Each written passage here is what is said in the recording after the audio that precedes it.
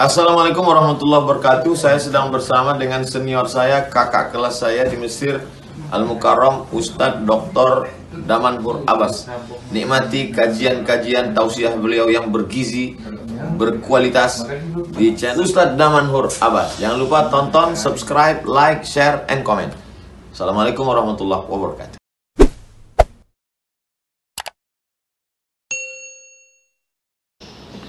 Assalamualaikum warahmatullahi wabarakatuh.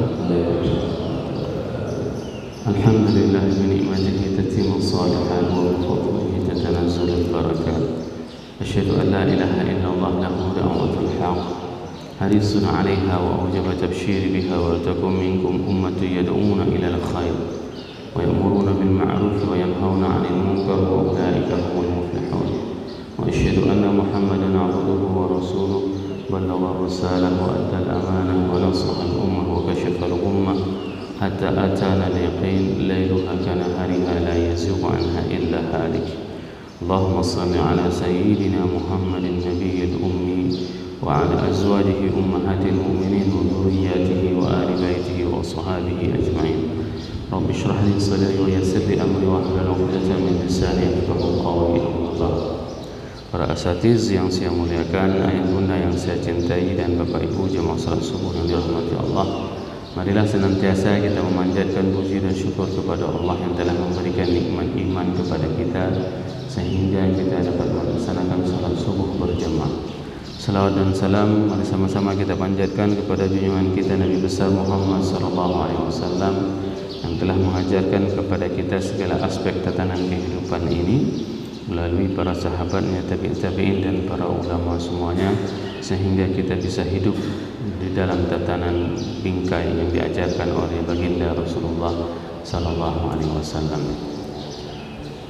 Bapak Ibu jemaah salat subuh yang dirahmati Allah, kita hanya beberapa surat lagi membahas tentang neraka. Insyaallah setelah ini kita akan merangkumi secara keseluruhan bagaimana kondisi neraka dan akan memasuki kepada fase berikutnya, yaitu fase menjelaskan tentang nikmatnya syurga. Pada subuh yang berbahagia ini Allah berfirman, kita akan membahas firman Allah di dalam surat Al-Ghasyiyah ayat 4 yang berbunyi a'udzubillahi minasyaitonir rajim. Bismillahirrahmanirrahim. Tasla naran hamiyah tusqa min 'ainin aniyah laysa lahum ta'amun illa min dhari' la yusminu wa la yughni min ju'. Allah berfirman di dalam surat Al-Ghasyiyah yang berbunyi bahwasanya tasla naran hamiyah, orang-orang yang akan dimasukkan nanti ke dalam neraka, mereka itu akan dimasukkan ke dalam api yang sangat panas, api yang menyala. Tusqa min 'ainin aniyah, lalu mereka itu diberikan minuman dari sumber mata air yang sangat panas. Laisa lahum, dan tidak ada bagi mereka, ta'amun, makanan, illa min dhari', kecuali dari pohon yang berduri. La yusminu wa la yughni min ju', yang tidak menggemukkan dan tidak menghilangkan rasa lapar. Ini merupakan bagaimana gambaran siksaan di dalam neraka. Pertama, dimasukkan ke dalam neraka yang apinya menyala, dan yang kedua diberikan air yang sangat panas, yang ketiga tidak minumannya sangat panas dan makanannya berduri, dan kesemua itu tidak akan menggemukkan dan tidak akan menghilangkan rasa lapar. Imam Fakhruddin Ar-Razi di dalam tafsirnya Mafatihul Ghaib menjelaskan juz 31 halaman 139. Beliau menjelaskan bahwasanya al-masla indal Arab ay yahfira hafiran. Yang dimaksud dengan masla, ya, tadi kata-kata tasla naran hamiyah, masla itu apa? Musalla, ya. Masla itu adalah sebuah tempat yang memang di tempat tersebut dikorek. Setelah dikorek, faya jema'u fihi jamran katsiran, lalu dikumpulkanlah ke dalamnya itu bahan kayu ataupun untuk bisa dibakar. Thumma ya'midu ila syatin fayadussuha wasatahu. Kemudian ditaruhlah kambing di dalam lubang tersebut, ya, untuk dipanggang. Fa amma ma yushwi fauqa jamrah, adapun sesuatu yang dipanggang di atas api, ya, au ala miqlah, ataupun di dalam open, au fit tanur, ataupun yang diletakkan, ya, di atas penggorengan, maka fala yusamma maslah, tidak dikatakan dengan maslah apabila sesuatu itu medianya itu diletakkan di atas ataupun ada tempayan untuk meletakkannya dan bukan di dalam open, ya. Kenapa? Proses untuk memasak kambing bagi orang-orang Arab itu, mereka ada yang mengorek lubang. Setelah dikorek lubang, ditaruh semua media bahan bakarnya, lalu diletakkan di tengah-tengah lubang tersebut, tanpa ada panggangan, tanpa ada wajan, ya, ataupun panci, tanpa ada open. Jadi sesuatu yang diletakkan langsung ke dalam lubang di tengah-tengah, itulah yang dinamakan dengan maslah. Bayangkan, ini yang perlu kita bayangkan. Pada saat kita ketemu dengan ayat ini, tasla naran hamiyah, mereka itu akan dimasukkan ke dalam api neraka tanpa ada media apapun untuk membakarnya. Dikorek dalam neraka itu sudah dibuat lubang yang khusus dimasukkan orang tersebut di dalam tengah-tengah lubang tersebut, tanpa ada wajan, tanpa ada open, tanpa ada panggangan, langsung di tengah-tengah api. Wa qawluhu hamiyah ay uqidat wa uhmiyat maddatun tawil, bahwasanya mereka itu berada di dalam posisi di tengah-tengah tersebut dalam jangka waktu yang sangat lama, ya. Maka kalau seandainya kita terbayang ayat ini, maka kita akan menangis. Bagaimana nasib saya kalau seandainya yang dimasukkan ke dalam tengah-tengah api yang sudah dikorek lubangnya di dalam neraka itu adalah saya. Maka kita akan bergetar hati kita pada saat mendengarkan ayat ini. Kenapa? Karena ini adalah merupakan siksaan neraka yang sangat luar biasa. Di antara siksaan neraka itu adalah ada di dalam neraka lubang tanpa ada media apapun, lalu diletakkan orang tersebut di dalam tengah lubang tersebut. Tusqa min ainin aniyah. Qala al-mufassirun inna harraha balagha ila haitsu law waqa'at minha qataratun 'ala al-jibal ad-dunya ladhaban. Ini merupakan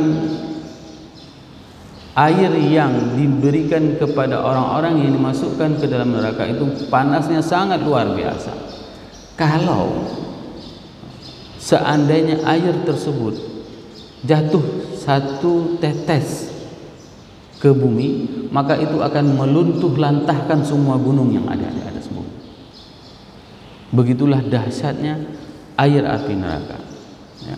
Air yang disuguhkan kepada orang-orang yang dimasukkan ke dalam neraka. Hari ini semua orang menginginkan air agar bisa melepaskan dahaga. Namun air neraka tersebut yang dimaksud dengan tusqa min ainin aniyah, para mufassirin mengatakan apabila satu tetes aja itu tumpah ke atas muka bumi, maka itu akan meluntuh lantahkan semua gunung yang ada. Bayangkan hari ini kalau air itu yang jatuh ke atas gunung itu akan menumbuhkan tanaman-tanaman, akan menyuburkan bumi ini. Berapa lama kemarau yang terjadi, begitu turun hujan maka akan ada kehidupan. Nah, berbeda sekali pada saat seseorang itu disuguhkan dengan air yang sangat panas, sehingga para mufassirin mengatakan bahwasanya satu tetes saja air api neraka itu tumpah, maka itu akan menghancurkan gunung-gunung. Laisa lahum ta'amun illa min dhari', ya.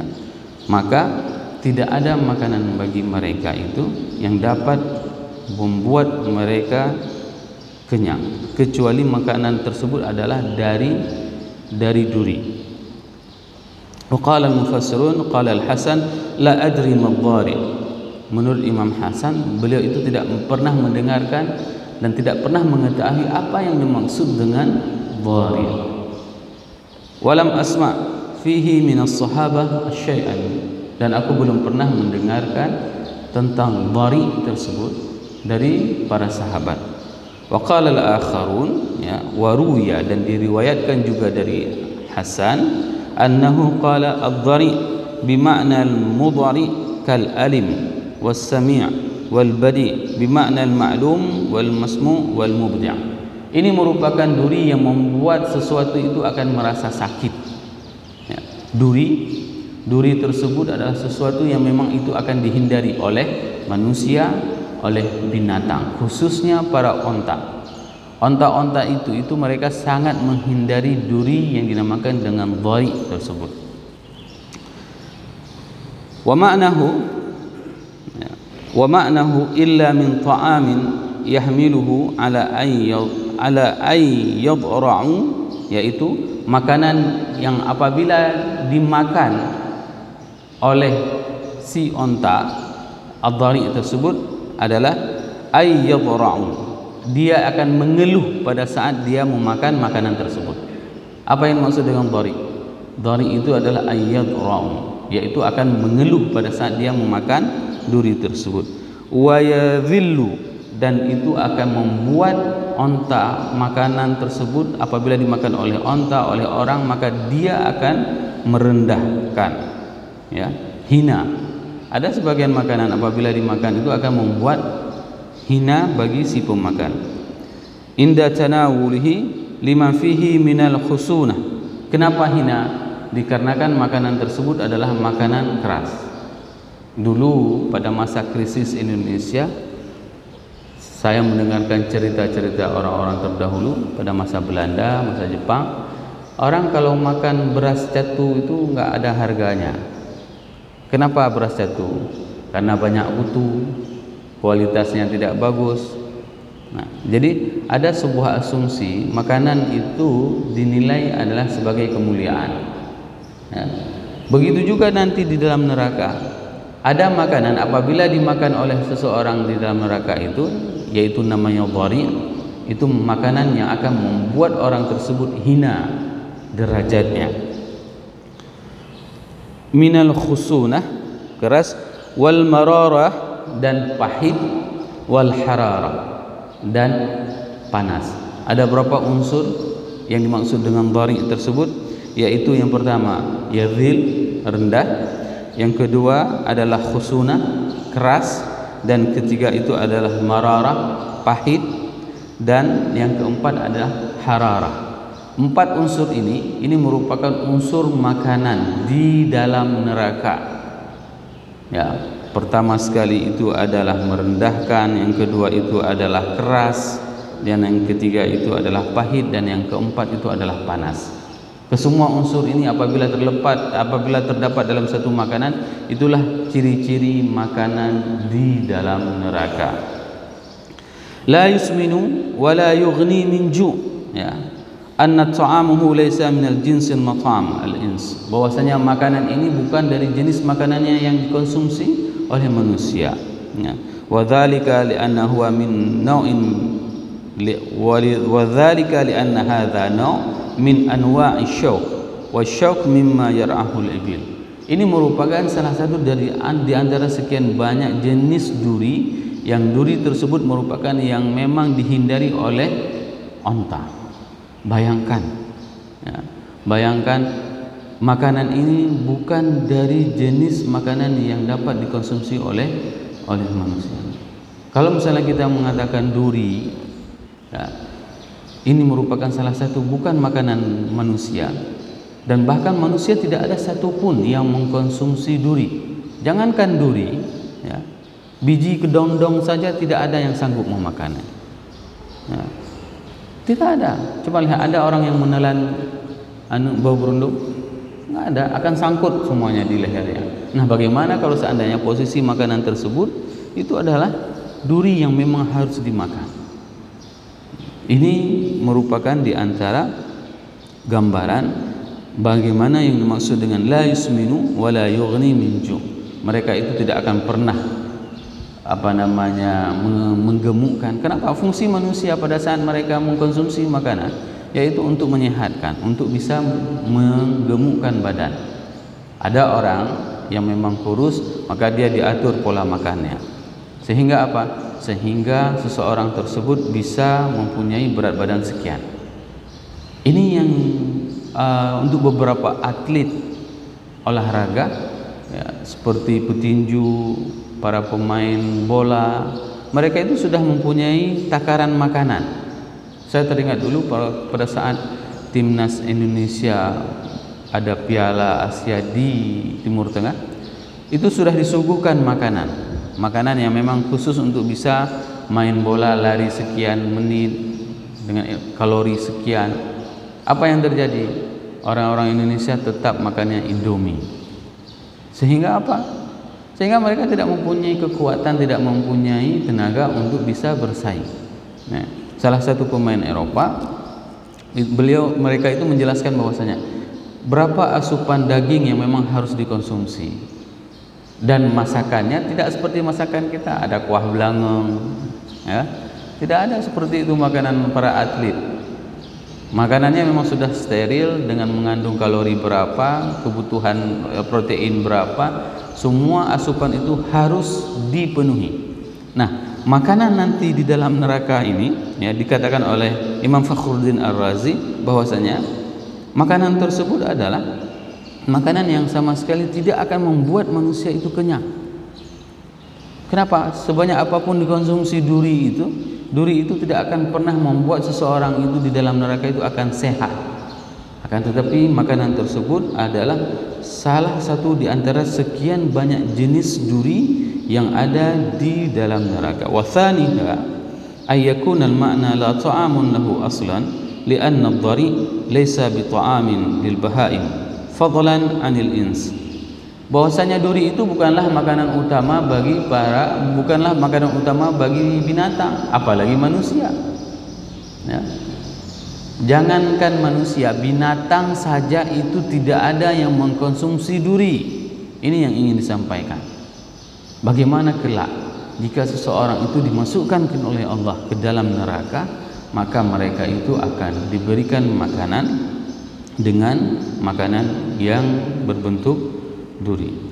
Nah, Bapak Ibu jemaah salat subuh yang dirahmati Allah, di dalam surat Al-Ghasiyah ini di awalnya itu Allah menceritakan, menanyakan kepada kita semua. Inilah pelajaran penting. Apa berbunyi? Hal ataka hadithul ghasyah. Apakah telah datang kepadamu berita tentang hari akhirat? Nanti di hari akhirat Allah juga akan menanyakan kepada kita, apakah telah datang kepada kalian wahai jamaah masjid di Darussalam tentang bagaimana siksaan neraka? Apakah kalian pernah disampaikan oleh Damanhur tentang bagaimana jenis bentuk siksaan neraka? Dan ini adalah yang harus kita pahami bersama, bahwasanya deskripsi tentang neraka, tentang surga itu semua telah Allah jelaskan. Kenapa kita harus menjelaskan sedetil-detilnya? Agar apa? Agar kita bisa mempersiapkan diri kita, keluarga kita, agar tidak termasuk di dalam orang-orang yang akan dimasukkan ke dalam neraka, diberikan air yang sangat panas dan diberikan makanan berduri. Inilah fungsi kenapa kita mengikuti kajian di setiap saatnya, sehingga ya, Allah menggambarkan bagaimana kondisi wajah mereka, wujuhu yawma idzin khasyah, bahwasanya wajah mereka pada saat hari akhirat itu adalah sangat-sangat takut. Kita sudah menjelaskan di dalam Wa'adul Haq ini 3 fase. Fase pertama itu adalah sa'ah. Sa'ah itu adalah tanda kiamat. Bagaimana tanda kiamat? Mulai dari datang Nabi Muhammad, ada Zi'bul Akhban, ada seorang pemburu berbicara dengan serigala, terus terbelahnya bulan, sampai dengan tanda kiamat yang kecil itu seorang ibu menjadi budak di dalam rumahnya. Itu diantara tanda kiamat, sa'ah. Bahasanya dinamakan dengan sa'ah. Dan yang kedua itu adalah al-qiyamah. Kiamat sudah kita jelaskan juga di dalam Wa'dul Haq, yaitu keluar matahari dari sebelah barat. Setelah itu keluar dabbah binatang. Setelah binatang dukhan, setelah dukhan dajjal, setelah dajjal turunnya Nabi Isa, setelah turun Nabi Isa Jud dan Ma'jud. Ini merupakan al-qiyamah. Ya. Dan fase berikutnya itu adalah al-akhirah. Maka ini yang ditanyakan. Hal ataka hadisul ghasyah. Apakah semua berita ini telah sampai kepada kalian? Dan jangan pernah kita melewati kondisi-kondisi yang sudah dijelaskan oleh Allah dan Rasulnya tentang perkara pasti. Perkara pasti yang pasti akan terjadi. Sehingga Umar pada saat melihat orang-orang kafir yang bekerja keras, dia menangis. Ya. Suatu hari Umar melihat orang-orang Nasrani, ya, dengan dengan susah payahnya mengambil air, memberikan kepada orang-orang lain, membantu orang lain, dia mengajak orang lain, orang-orang Nasrani pada saat itu. Melihat begitulah susah payahnya mereka. Lalu Umar membacakan ayat yang ketiga ini, amilatun nasibah, karena mereka bekerja keras dan kepayahan. Bayangkan capek mereka dalam hidup di dunia ini, mengajak orang untuk masuk ke Nasrani, masuk ke Yahudi, susah payah mereka melakukannya, upaya-upaya tersebut. Namun kemana mereka dicampakkan? Allah mengatakan tasla naran hamiyah, maka mereka semuanya itu akan dimasukkan ke dalam api neraka yang menyala. Inilah yang perlu kita pelajari dan ambil hikmah mau'izahnya, bahwasanya jangan sampai lelah kita, jerih payah kita itu akan dicampakkan kita ke dalam neraka. Maka jadikanlah semua lelah kita itu lillah. Jadikanlah semua kesusahan kita itu untuk Allah. Sehingga apa? Kita tidak akan pernah bersusah payah untuk melakukan hal-hal yang itu akan dicampakkan kita ke dalam neraka Allah. Capek Pak. Bangun subuh, pergi ke masjid, itu lelah. Tapi kalau seandainya kita memasang lelah tersebut untuk tenar, lelah tersebut untuk dikatakan kita sebagai orang alim, lelah tersebut untuk dikatakan supaya kita dijadikan sebagai ustadz idola, maka lelah tersebut akan dimasukkan ke dalam tasla naran hamiyah. Inilah fungsi kenapa kita harus selalu mengupgrade, harus selalu mengupdate keilmuan kita. Agar apa? Agar lelah kita, agar kesusahan kita itu semua kita peruntukkan kepada Allah, sehingga kita dijauhkan dari dicampaknya kita ke dalam api neraka, dan akan disuguhkan air yang sangat panas dan diberikan makanan yang berduri sehingga tidak akan menggemukkan dan akan mengenyangkan kita. Semoga apa yang saya sampaikan ini bermanfaat kepada diri saya dan kepada jamaah semuanya, sehingga kita bisa meningkatkan keimanan dan kecintaan kita kepada Allah Subhanahu wa taala. Subhanakallahumma wa bihamdik, asyhadu an la ilaha illa anta, astaghfiruka wa atubu ilaik. Assalamualaikum warahmatullahi wabarakatuh.